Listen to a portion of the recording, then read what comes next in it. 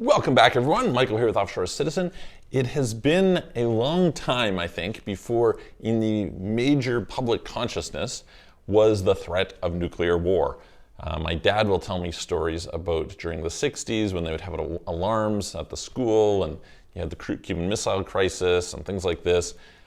We haven't really had to live through that in the last few decades, thankfully. Thank God for that. Maybe we hopefully won't have any serious issues going forward for the next number of years. But at least to me, this is like probably one of the most terrifying and horrible outcomes that you could have would be, large-scale nuclear war.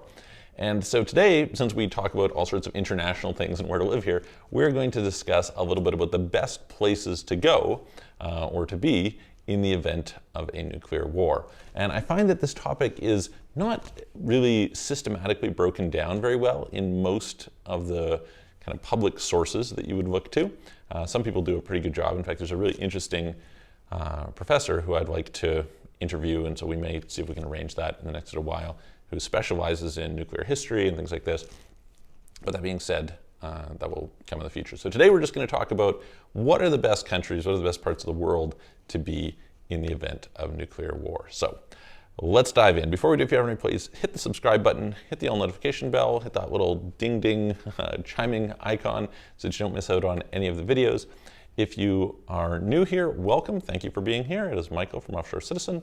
We help with custom international holistic solutions for both businesses and individuals, so helping you to pay the lowest legal amount of tax possible, relocating abroad, figuring out the best strategy for you and implementing that strategy, including things like getting second passports and citizenships and residencies and so on and so forth. So if any of those things are interesting to you, please reach out to us. You can book a call with me, calendly.com/Michael-Rosmer. There's a link in the description below, or send a message through offshorecitizen.net. Okay, so where to go? Well, we're going to try and build a framework of thinking around different perspectives here. So the first perspective, I think, is where is less likely to get attacked? Because that's obviously a meaningful thing, not getting bombed. What a surprise, right? The next thing that I think is important is thinking in terms of in the event that somebody gets bombed, maybe you aren't the one who got bombed, but there's nuclear fallout and there's consequences that come from that. So, for example, I'm here today in Bulgaria. If maybe, let's say Bulgaria doesn't get bombed, and at least at this point in time, it seems fairly unlikely that Bulgaria would be a target. But, let's say, for instance, that Romania gets attacked. All right, well, Romania is not that far away. You could have fallout get blown quite far. And so that's not good, right? That's a bad situation to be in. So I think a bunch of places that are conventionally safe from the standpoint of not being likely to be attacked would still be in proximity of being hit with this fallout, et cetera. The third thing that I think is pretty underrated from a bunch of perspectives is, okay, what are all the consequences that fall from this? And therefore, where are you going to have the most security in other regards? So this is things like food security. This is things like safety from other factors. I'm going to cover a few of those as we go through. This is also thinking about things like, being able to get resources like power and heat and all that, okay? So with that in mind, let's go through some of the most commonly listed places and look at them from these different perspectives. So the first, what is widely considered to be the safest place is Antarctica. And unsurprisingly, I'm not going to recommend you go to Antarctica, right? I'm from Canada. It's cold during the winter, not as cold as Antarctica for the most part. And I just can't imagine that this would be a great place to be. You may not have nuclear winter, but you're going to have just winter. And the likelihood that you could starve to death is probably pretty high, freeze to death, probably pretty high, etc. So probably not a great place to be, but it is really unlikely to get attacked by nuclear weapons and pretty unlikely that nuclear fallout would go and become an issue there as well. So you have at least two things that are going for you, the third not so much. The second place that is very frequently considered as one of the safest places is Easter Island. Okay, so Easter Island is like 2,000 miles away from South America. It's kind of in the middle of nowhere. And so, to be fair, who's going to bomb it? Probably nobody. The chances of getting bombed in Easter Island, extremely low.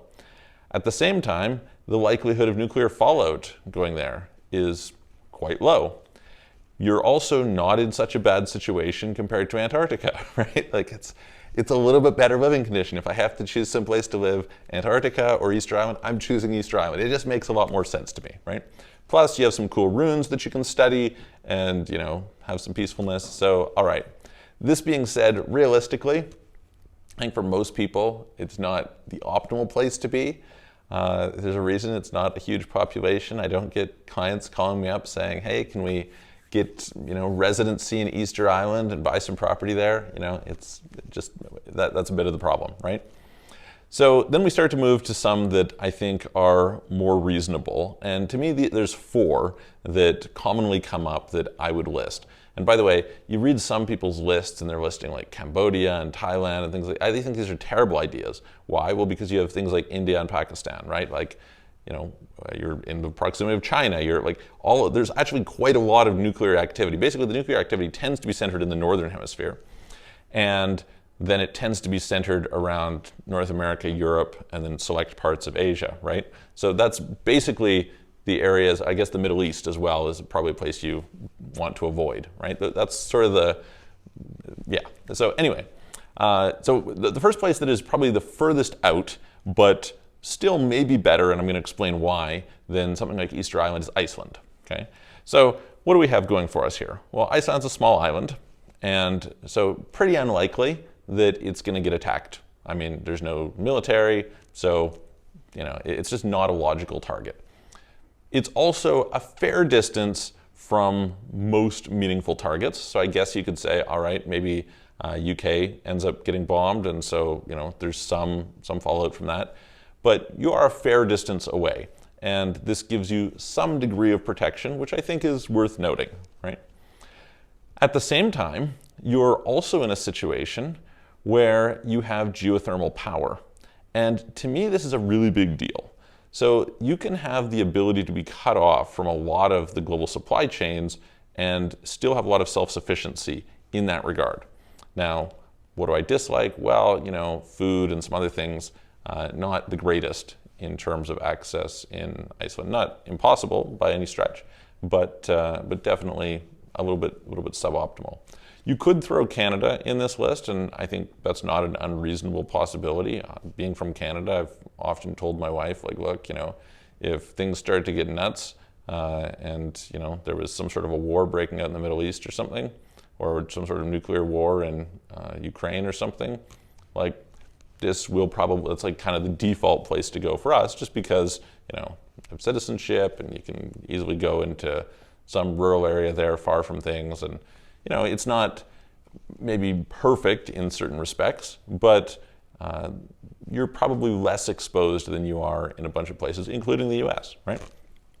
So where are the other, Canada's kind of an additional one, I've just kind of added on there, but where are the other 3? The first one is South Africa, sorry. So South Africa is a long ways away from things. They're the only country that's kind of built up nuclear weapons and got rid of them. Or nuclear and gotten rid of it. So that's interesting. And so there's lots of reasons to believe it's just not a likely target. It's far away from things if there's an issue. And frankly, there's a lot of resources and beauty and things like that. So it could be perfectly viable to be in South Africa. Why is South Africa, to me, not the top? Well, because South Africa has a lot of their own problems that, frankly, are pretty dangerous. South Africa is one of the most dangerous countries in the world. Almost everybody that I've ever met from South Africa has been held at gunpoint at least once. This is disturbing. And so, maybe you avoid the nuclear issues and you end up with some other issues. Not the greatest situation to be in. Obviously, yes, some areas are safer than others and things like that. But I would also be seriously concerned in the event of nuclear war of societal breakdown and the consequences that go along with it. So to me, South Africa, although probably better than a bunch of these others, not optimal. The next one that is arguably pretty good is Argentina. So especially if you're going to the southern part of Argentina, I mean, you have lots of food production there. It's far away from things. It's not likely to be a target. You have actually a pretty good situation in a lot of regards. So I would rank Argentina probably number 2 out of all these different places based on kind of my assessment of the different risk factors. Now, lots of issues in Argentina as well. Obviously, they've defaulted on their national debt so many times, it's kind of a joke.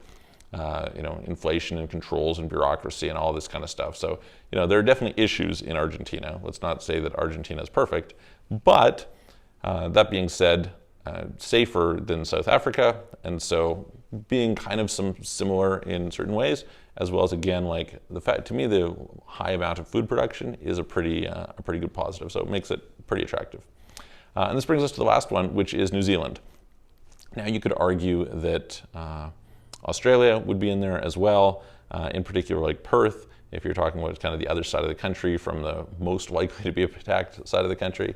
But New Zealand being just that much further away, it depends on where you are in Australia. Obviously, there's a lot of climates in Australia that you can deal with, but relatively large amount of food that you have locally, large amounts of civilization, like a generally well-functioning society, unlikely to be attacked, unlikely to be hit with nuclear fallout, and in a situation that is pretty reasonable in terms of just overall ability to carry on life while these sorts of things are going on. So I think, to me, that's the top option, and it's no surprise that you have various billionaires who have bought bunkers down there and gotten citizenship and done things like that. I think it makes perfect sense. So yeah, these would be the ones from my perspective. Let me know what you think. Put them in the comments below. If you have some disagreements or some point to add, I would love to hear it, and we will look forward to seeing you on the next video.